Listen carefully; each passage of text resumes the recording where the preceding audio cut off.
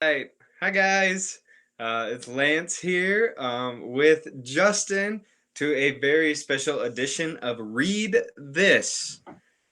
This is something super cool that we're doing together with you guys, and this is where we're going to get to kind of pick Justin's brain a little bit on some of the books that he's read that have informed him, that have helped him, and have been beneficial to him, and he's decided, man, I want to share this so that we can all just continue growing because that's what we're after here is leading people into a growing relationship with Jesus Christ. And so part of that growing is learning. And so today we get to learn together with Justin and an awesome book that he read. Right. And the reason why they're watching this video is because you clicked on the link because the link said something to the effect that this is one of the most influential books on apologetic that has ever been written. So, apologetics being kind of learning how to defend your faith in logical and philosophical ways. And so, I'm here to tell you the gold standard of apologetic writing is, are you ready for this? Dun, dun, dun, dun. I Don't Have Enough Faith to Be an Atheist by Norman Geisler and Frank Turek.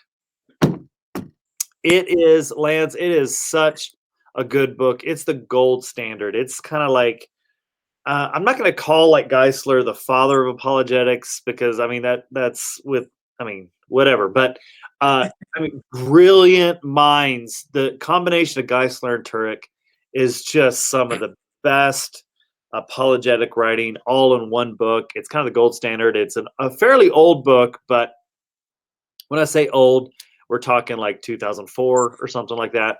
But it is great. Again, Geisler and Turek are the authors. They're just brilliant minds.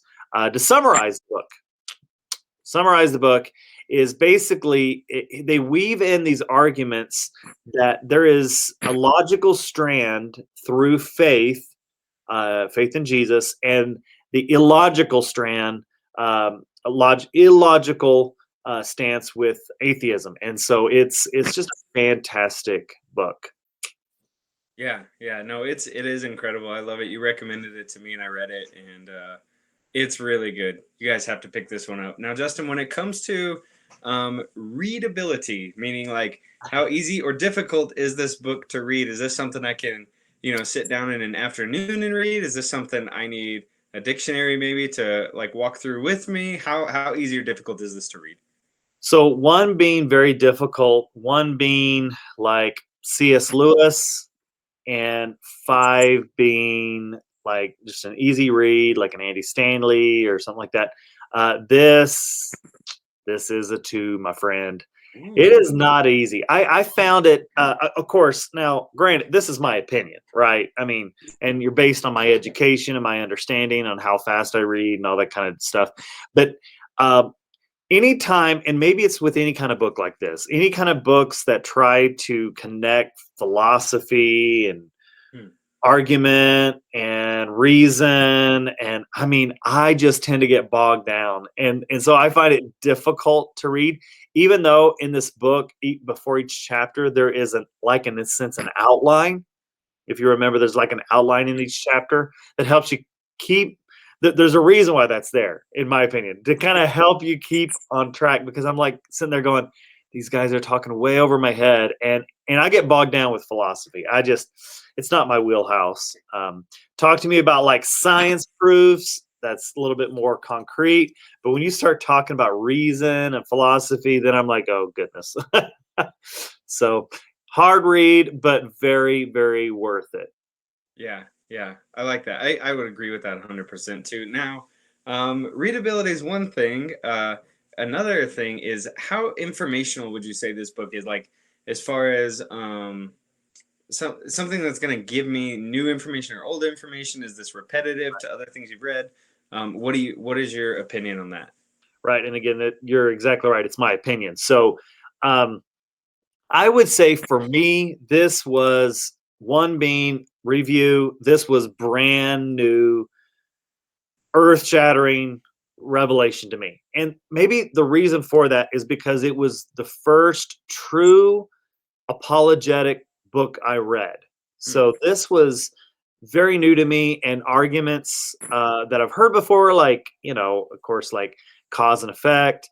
All these terms I've heard before, but they take it to a new level. And if you're not well versed in apologetic, reading and all that, this would be very brand new for you. If you are, then you're going to sit there and go, "Oh, this is where these apologetic writers are getting their stuff."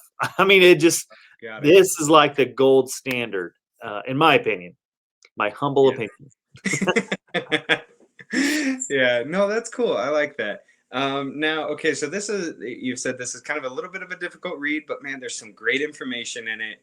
And so this brings us to the value. What, in your opinion, like the value of this book, how valuable or invaluable would you say this is for somebody to read? Right, and I want to correct that, because when I say something's valuable, and I probably should change the term, and I think we will soon at some point. But the idea of value is, I believe everything is of value. Every book written is a value. My definition of value, in a sense, is on a scale 1 to 5. One being it's on my shelf collecting dust, or if it's 5, I'm thumbing through it again, or it's kind Got of it. incorporated into my language. So Mhm. there's probably a better term than calling it value, but I gotta say it is rated a 4. So I do revisit this a lot. At first, I was not revisiting, apologetic content, but this is definitely one that's kind of the gold standard. That whenever I'm kind of like thinking through something in regards to an argument, Mhm. or a debate, or some kind of like hard to understand concept, I will refer to this book. It's a great, great book. Yeah, Yeah. Frank Turek and Geisler. I mean, it's just, you can't go wrong. You really can't. So now, if somebody was to just simply come to you and ask you the question, Justin, why should I read this book? What would be your maybe like quick answer or your simple answer for them? Well, why should we read it? I think as Christians, if you're a Christian, or maybe if you're not a Christian, I think this is a great way to introduce yourself to the logical argument of why you should become a Christian, not just the faith, it, you know, but just the logical argument. So for non-Christians, that would be the way. For a Christian, I think you need to be able to defend your faith Hmm. and know that your faith is not a blind faith, but an informed faith. And this helps you build kind of the building blocks of logical progression and understanding and reasonable argument of why you believe what you believe. And it's just not taken on, oh, my grandmother believed, and so on now I believe. I mean, it's really important. And especially I think this book is good for a first book. Though it's a hard read, this starts introducing the idea of apologetics maybe to the population at large. Mm, It's not overly technical. I mean, it is difficult in some aspects, but it's not overly technical, where you start to get familiarized with these terminologies, um, all these, you know, arguments, teleological argument, and cause and effect, and all these different kind of thoughts that build up the apologetic foundation. So yeah, I think I highly recommend this book. And Lance, I gotta say, not only do I highly recommend this book, I highly recommend maybe recommend this video to a friend, or subscribing to the Worship Center YouTube channel. It's just, there's lots of different things in there, Bible studies, all different kinds of stuff. We're going to continue to put content in there, because we really want the church to know that their growth is our goal. As a church staff, as church leadership, our goal isn't just to do ministry. Our goal is to train up and to help assist people to grow. And so everyone's goal, everyone's growth is really our goal. What are your thoughts on that? I love it. I love it. And yeah, make sure you guys right down there subscribe. Subscribe. It's totally worth it. It's gonna be incredible. You'll get to see more of us, which is always great for your day. So Yeah.